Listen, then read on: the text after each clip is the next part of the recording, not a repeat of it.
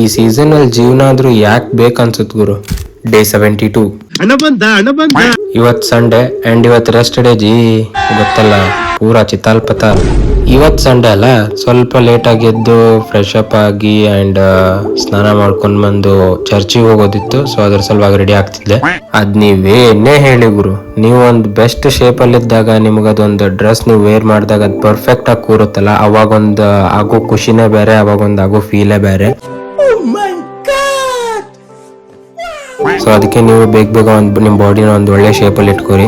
ಆಮೇಲೆ ಈ ಬಿಸಿಲು ಯಾರಾದ್ರೂ ಅಬ್ಸರ್ವ್ ಮಾಡ್ತಿದ್ದೀರಾ ಗುರು, ಇನ್ನೊಂದ್ ಸ್ವಲ್ಪ ದಿನ ಬಿಟ್ರೆ ನಮ್ಮನ್ನೇ ಸುಟ್ಟು ಎಲ್ಲಿ ಕರ್ಕಲ್ ಮಾಡ್ಬಿಡುತ್ತ ಅಂತ ಹೆದರಿಕೆ ಆಗ್ತಿದೆ.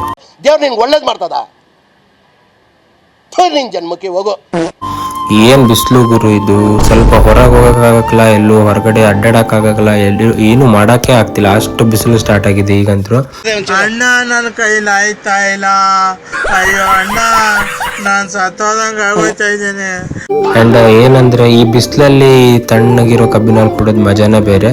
ನಾವು ಇವತ್ತು ನಮ್ಮ ಅಂಕಲ್ ಜೋಡಿ ಸ್ವಲ್ಪ ಊರಿಗೆ ಹೋಗಿದ್ವಿ. ಸೊ ಅಲ್ಲಿ ಸ್ವಲ್ಪ ಹೊಲದ ಕೆಲಸ ನಡೆದಿತ್ತು. ಸೊ ಅಲ್ಲೆಲ್ಲ ಹೋಗಿ ಸ್ವಲ್ಪ ಚೆಕ್ ಮಾಡ್ಕೊಂಡು ಮತ್ತೆ ಮಧ್ಯಾಹ್ನ ಊಟ ಮುಗಿಸ್ಕೊಂಡು ಹುಬ್ಳಿ ಕಡೆ ಬಂದ್ವಿ. ನಾವು ಮನೆಗೆ ಬಂದು ರೀಚ್ ಆದ್ಮೇಲೆ ನಂದು ಡೈಲಿ ಸ್ಟೆಪ್ಸ್ ನಾನು ಕವರ್ ಮಾಡಿ ನನ್ನ ಡೇ ಎಂಡ್ ಮಾಡಿದೆ.